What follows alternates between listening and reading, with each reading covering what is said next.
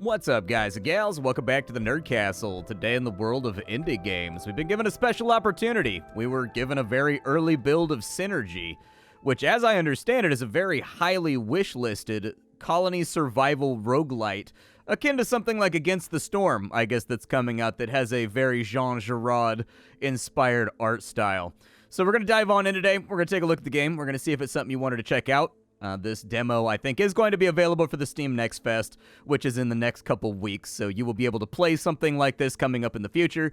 If after watching this you wanted to wishlist the game so that you don't miss out on that demo and the hubbub and, like, the chaos of the front of the storefront changing for the, Next Fest, you can go ahead and do that at the link down below in the description that I've got for you. And then, of course, you can find a link to my Discord and my Twitch stream, just in case you wanted to hang out live. Let's crack on into this thing, because we got about 30 minutes to kill. I'll be doing my best to give you some first impressions demo along the way. All right, No Man's Land. Let's run this tutorial. People always get on my case about not doing tutorials.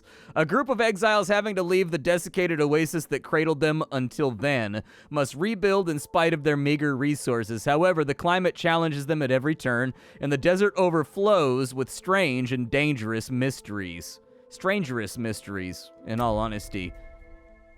I feel like we could just hybridize those two words when they're next to each other in English, strange and dangerous. Like, just call it strangerous, man. That's a new word that I just coined right there. I just made that up. That's an efficient word right there. That makes the language better. Something that is both strange and dangerous, not strange and innocuous, For 2 generations, our community lived in the heart of an oasis protected from the hazards of the outside world. But this oasis, like all the others, dried out and died. But we were forced to leave our home. But all is not lost. Among the stretches of sand, we reach shores of new lakes. Their waters, no matter how foul, promise to be life-saving if we can only treat them. All right. So our citizens need clean water, and they want me to build a pontoon that'll pull toxic water up, and then we treat it and we purify it at a retention basin to become clean water.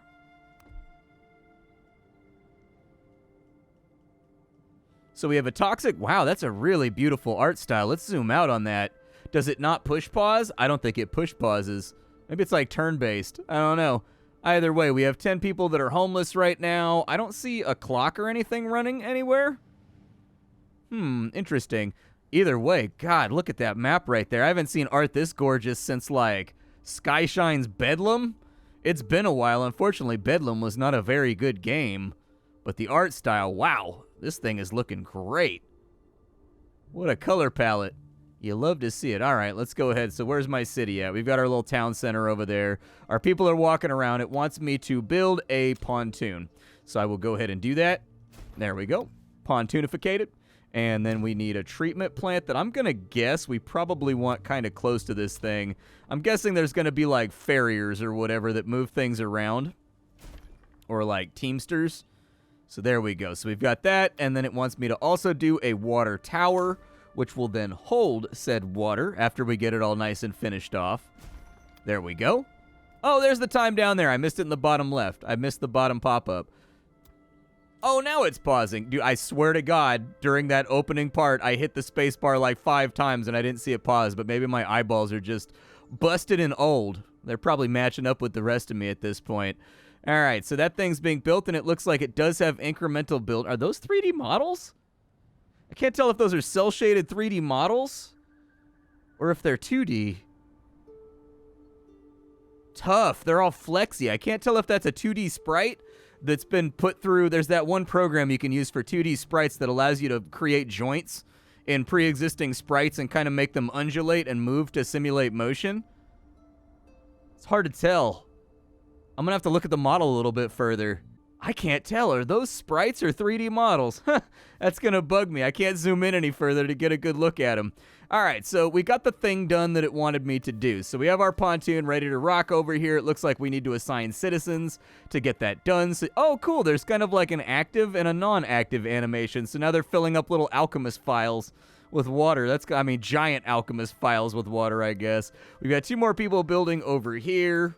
Probably not going to be done for a little bit, so we'll go ahead and speed that up. We're only at 50% efficiency right now due to only having half workers right there. But it looks like it auto-assigned over here. Does this actually have 2 separate capacities? I wonder if it can store the clean and the dirty water simultaneously.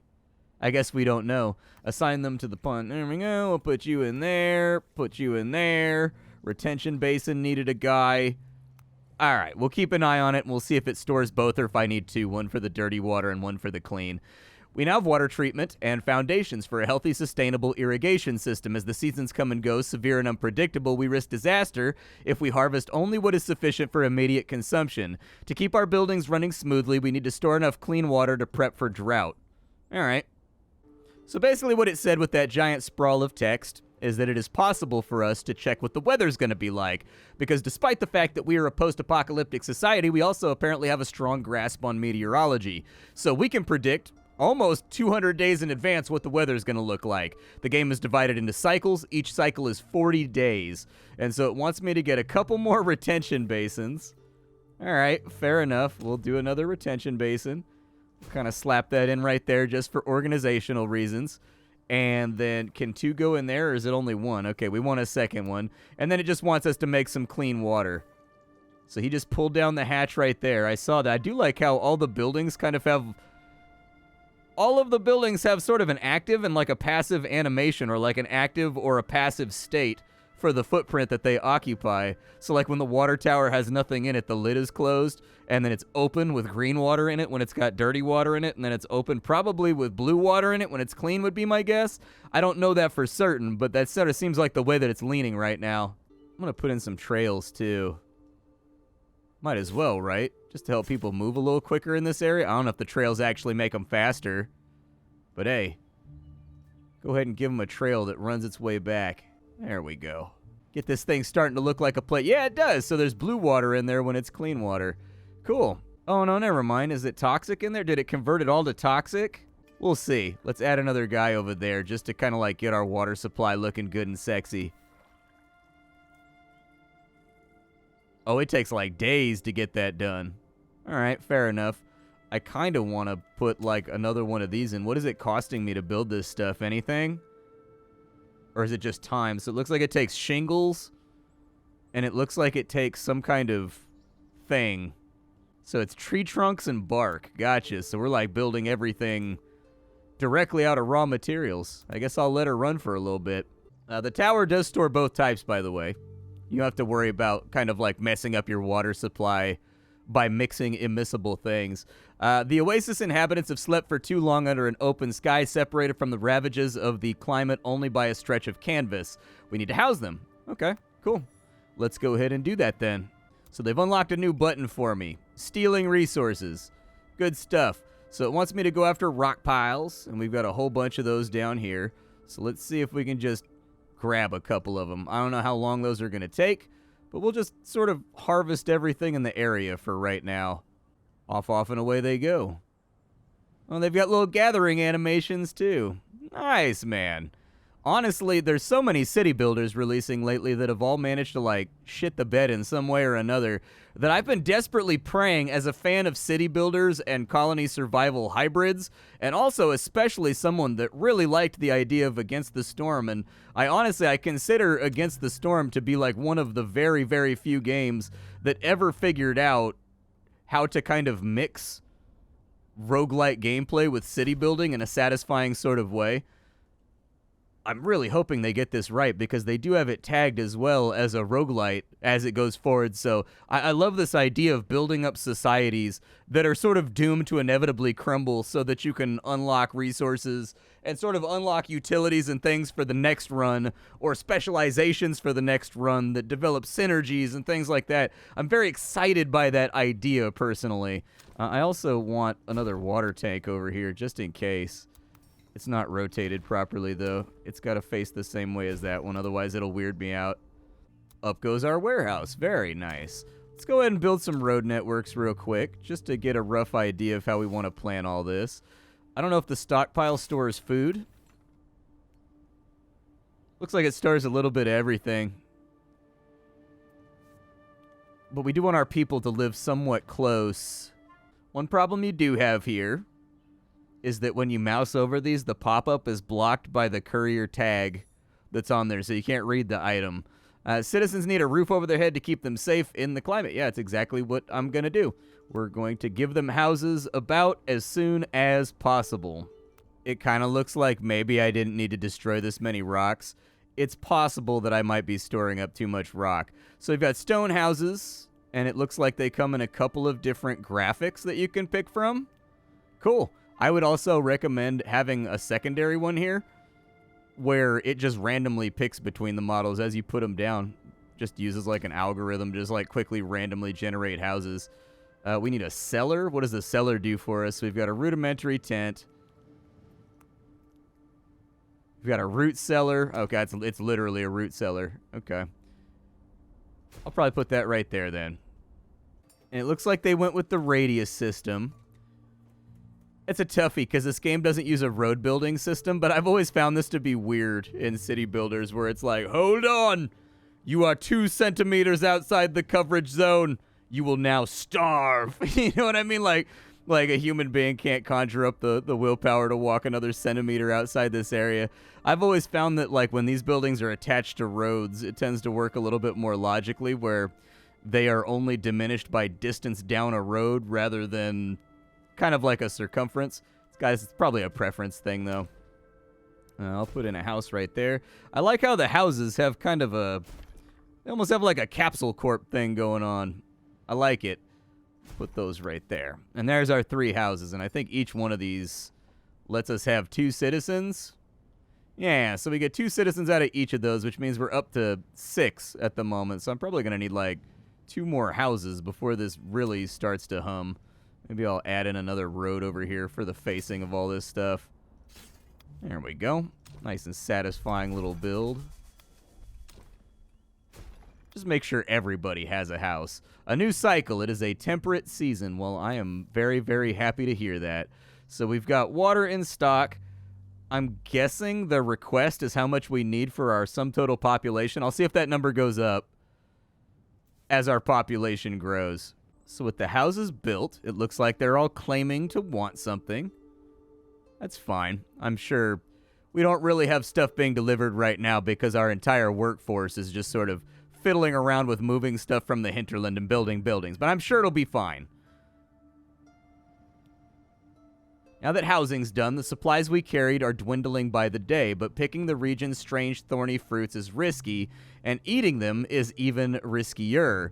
Before collecting anything, we have to rule out the danger in exploiting plants. Our scientific knowledge is limited, but the old distiller at the Oasis has sufficient equipment to carry out basic chemical experiments. By providing him with a mobile workspace, we can begin our botanical duties. 4 more adults have joined the city. Okay. So I think it's got a scientific method sort of system going on where we have to do like field research and then they bring back data and then the data gets processed. And so we have a field lab over here.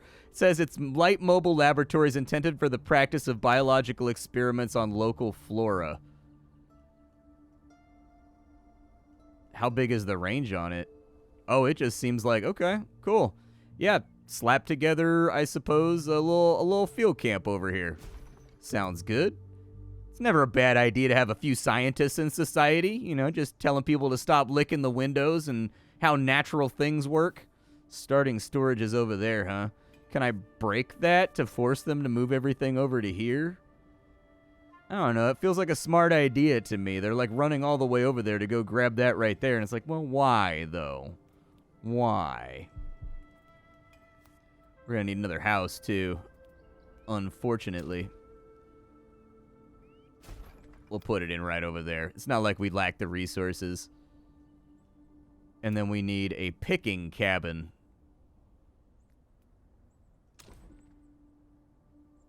Well, there's the picking cabin. Go ahead and get after it.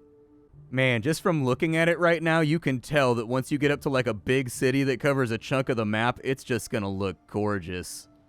You can just tell, dude, that this is going to be a very, very screenshotable game. Like, this is going to be one of those games where people are like, oh, what is that? What are you playing? Like, it catches the eye. It legitimately does. It's been interesting seeing, like, I always thought of Mobius or Jean Giraud as being sort of this artist that was largely referenced, but never he's always referenced, but he's never actually included as a reference, you know what I mean? Like, I always felt like Jean Giraud was one of those artists that clearly inspired a ton of people in, like, comic books and everything else, but he was always sort of, like, unsung. Like, nobody ever went back and been like, you know, I learned everything I know from Mobius. It's been interesting in gaming seeing Mobius begin to trickle in. We've had a bunch of games like Cantata and a number of other titles that have all been very, very distinctly Mobius inspired. And it's been cool to see so many emails landing in my inbox over the course of the last year or so with people blatantly just being like, oh yeah, this is our Jean Giraud inspired game. And it seems like he's finally starting to get his artistic comeuppance and be like respected for sort of the cultural and also visual design touchstone that he is. It's cool stuff. So it looks like I just have to assign surface analysis over here. We'll go ahead and do that. So surface analysis mode. There's a bush. There's a tree. There's whatever the hell that thing is. I don't know what that is either. There's like some busted machinery over there. I don't know how useful that's going to be. So like what happens when I research the sharp bush, analyzing a moisture pod bearing plant? It's probably those guys. Those look very much like moisture pods. So this guy right here went out and he brought it back to the field lab. I saw him do it. Oh, and I think we're also going to tie into kind of like an anno type deal over here, where as these get better versions of them, so like basically as these get access to more and more services and things like that, it seems like maybe this might upgrade or at least provide more benefits maybe. So we have analysis reports over here. What does this do? So by cutting a sharp bush down, we will be able to collect its branches and the edible pods that grow from them. The moisture pods produced by this plant grow back after a while. We can harvest them without destroying the specimen. The branches of the sharp bush are going to grow at high speed. We can prune them on a regular basis. By cutting down this tree, we can saw its trunk and use its bark. Okay. This guy right here, we're going to assign this guy to fruit picking, I guess. Oh, it's got little icons that pop up, but they're only visible when you have the building selected. Very nice, dude. Oh, God. It's so hard for me to get excited about games the last year or so, but I feel excited right now. Like, I definitely feel like, I don't think, like, a lot of people have been like, I think it's burnout, dude. I don't think it's burnout. I just think that right now, investors in games are incredibly risk-averse, and they are only investing things that can guarantee, like, 10,000 copies sold till recoup. And because of that, there's a very, very specific style of just sort of bland but safe gameplay that has been pervading like a lot of different genres, where usually the reference points for where those games are getting their gameplay from, like the things they're inspired by, they're under like multiple layers of artistry and mixing things together. But I found that you can very easily tell what the references are now a lot of the time from things, and it almost feels like stamped out. And I'm not blaming developers for that. It's definitely a publisher decision. What you're seeing is that only the stuff that publishers are picking is rising to the top, basically. And so you're not seeing the same sort of Neo Scavenger level, Dwarf Fortress level, you know, Stardew Valley level original games coming out quite so frequently anymore. Like the games like Delta V, where there's nothing else like them, are not attracting publishers right now because games like that are unsafe. They don't know if that game is going to do well. And so I feel like publishers are only funding the really safe winners right now that have something that somebody that's walked in the footsteps before of what it is they're trying to do to verify that it's a sellable product. And I think that's actually been a problem for a good 9 months to a year.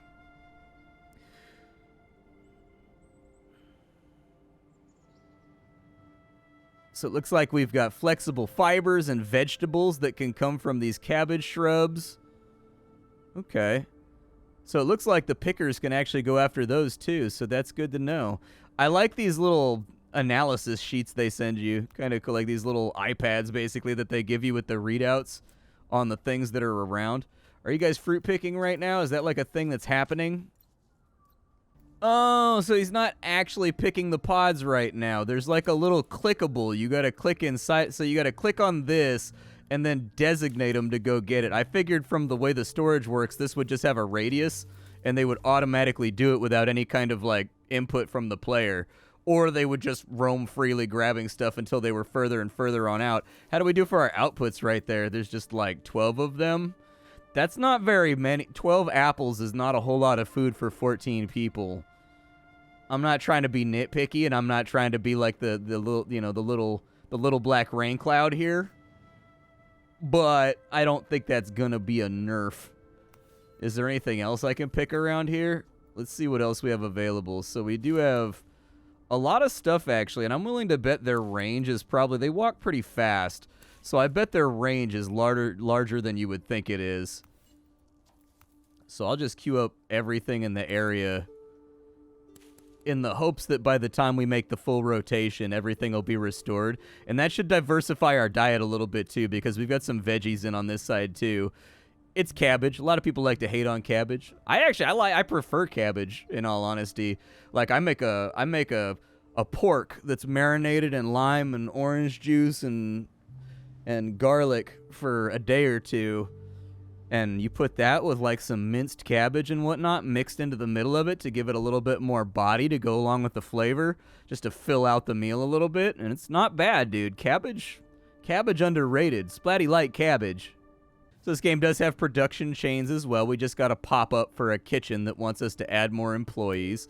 I don't really have the...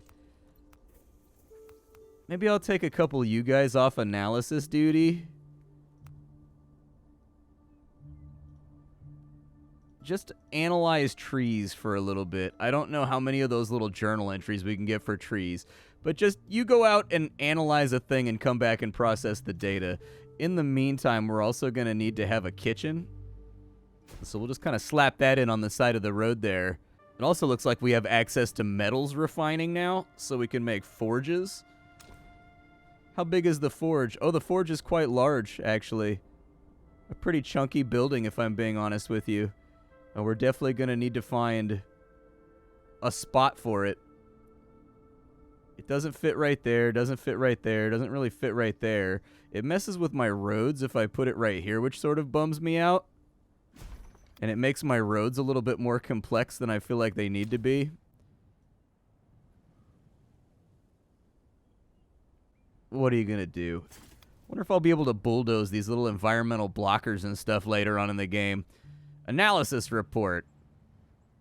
It looks like we just got the same data as before. Did we already check out the cinder sprouts? We did not. I'll send the scientist over to mess with the cinder sprout. We'll add a surface analysis for the cinder sprout. Don't know what that is. It's like a big pile of goo or something. So we'll investigate that too. I don't know if I should be investigating rocks and things as well. Either way, though, food's flowing in. We're not starving to death, which is always a really good sign for any sort of budding society. We've got a dry season finally coming up in about 120 days, actually. There's a book of knowledge over here, too. Oh, cool. You can check out, like, your technology. Oh, there's cultures and things as well. Interesting. I'm interested in seeing how this is going to move in terms of, like, progression, because right now we're on, like, the basic refining stuff, you know what I mean? We've got 3, so we've got on expedition, at work, and doing other tasks. I guess I can assign somebody to start cooking up dinners. They seem to like that a little. That does look hella good right there. It looks like hot pot, bro. It has kind of like a sukiyaki look to it, man. That's all I'm saying is I likes myself some sukiyaki, dude. I got sukiyaki last weekend. I went to, there's a really, really good hibachi grill, like 1 town over from where I live, that, like, man, they'll make you some of the best yaki udon you've ever had in your life. Some of the things like sukiyaki and yosanabe and, like, all that kind of stuff, dude. Hella good. I don't know if it's yosanabe. I don't know if I said it right. I don't even know if my pronunciation is on. They never tell you when you order the damn thing. They don't correct you because they still want you to tip good.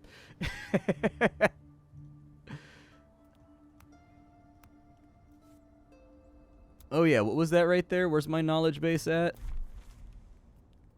So from the cinder sprout, we get bark. And it does look like we can harvest it sustainably. It has a fruit that tastes terrible, but can be used as a medicine. A whipping gourd, apparently, is the thing that we're trying. I didn't know. I thought it looked like a big pile of goo. Apparently, it's a gourd. As a Hawaiian, I am now very excited. Listen. Listen.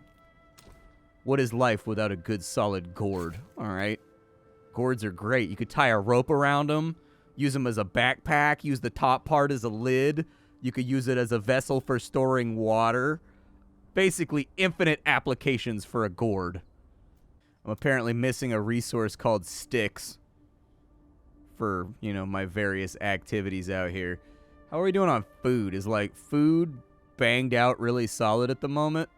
Let's do some trimming, because I think we're going to need some sticks and stuff, too, anyways, in order to make our tools. Hopefully, trimming sticks off this thing does it completely and totally. Oh, they've got little trimming shears, dude. They got, like, little tree trimming shears. Do they bring back fruit while they're doing that anyways? Oh, they only bring back the... So if there's fruit on the bush, they should just bring it back both at the same time, but it should still nerf it down to like a baby bush so that you at least get that harvest out of there so you don't have like the missed opportunity. We've got one guy making tools over here. God only knows how effective that's going to be, but look how cool and animated the building is right there. You can see the tools rotating on their little conveyor belt. That's kind of rad. Oh, it looks like he makes a pack of 10 tools at a time. So that should be pretty easy. I mean, we started out with a pack of 10 tools in this adventure, so where's the harm in manufacturing more? All right, tools and meals are done. We banged them out.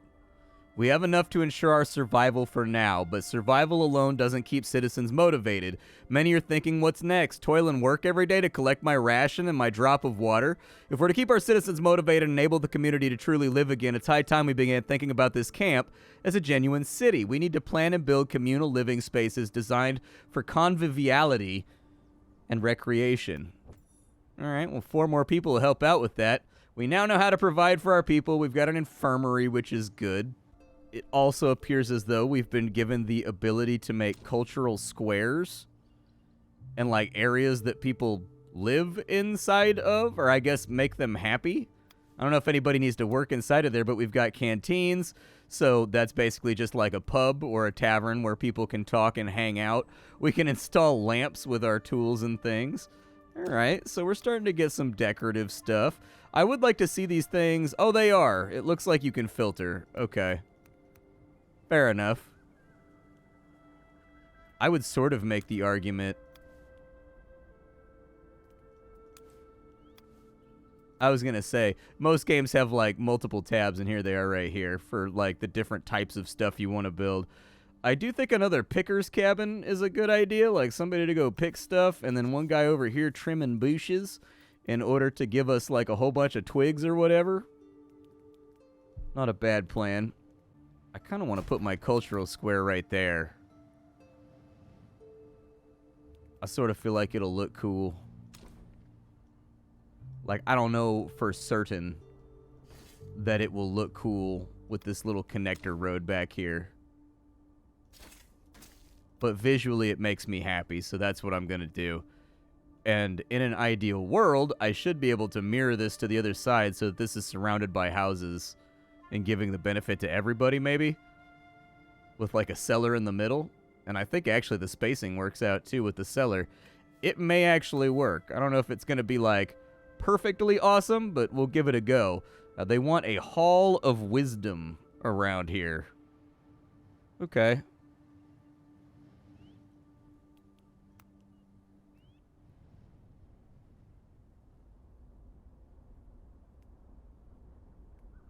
We have to decide what it'll be, whether it be historic, artistic, or social. Let's go with social. Social sounds good to me. Yeah, we'll call it a social district, because then from there...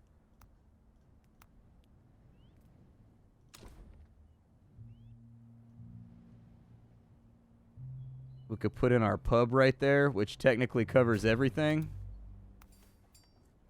I'm guessing somebody's going to have to work inside of there, and there's not going to be, like, a lot of ways around that. Food is actually looking a little bit scarce right now, too. So what we'll want to do is... well, never mind. They're just converting it into meals. We've got enough for 3 cycles right now, because they're eating, like, 90 a cycle. So Well, that's back of the envelope math. Don't judge me. Cancel that. Let's put them back on fruit picking. Just to make sure, because we do have like 40 days of drought coming, and we don't know what that's going to look like. We'll send them out to go grab all that stuff real quick. I don't really want to micromanage them. Later on, I'll have like specific guys that are going and getting sticks, and then specific guys that are going out to get food so that they're not like tripping over each other. But for now, what is that, like a hot dog on a stick right there? What is that in the corner of the building here? Like the sacred, look, dude, it looked like it looked like a kielbasa that was just like laying in the corner of the job site, just in the dirt, all lonely. I respect kielbasa too much to leave one laying in the dirt like that. I love kielbasa. So our canteen is done, and we just need to assign some people to work on over here. Oh, look at that, dude, it filled up quick. I like how there's little roasts on the fire and everything too. That's pretty cool. I dig that. So this has a development score of 210, and I'm guessing that score does something for me. Honestly, it may be exactly just what it says on the tin. So these guys have well-being and whatnot that they want to fulfill, but it seems like this provides like a greater score. Oh, there's a meter up here. Okay, so I want to fill the meter up and get everybody into like pure utopian status. That's what we're aiming for here. I don't think it's the worst idea to maybe get another picker's hut like out this way and just kind of have them harvest stuff, like have them work on the things that nobody else is touching, because we're not even producing tools right now, unfortunately, and we're going to need those for the more impressive buildings.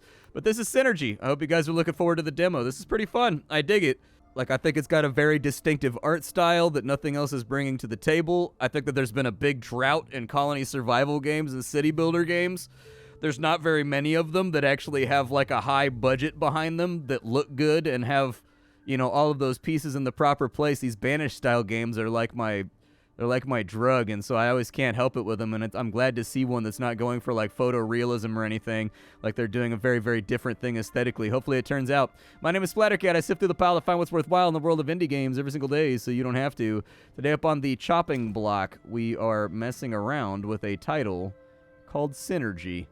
Tomorrow, we will be messing around with a different title, because that's what I do every single day. I give you my first impressions of whatever's going on right now in indie games, because like 2,000 of them things come out a year. I'll see you next time. Take care, everybody.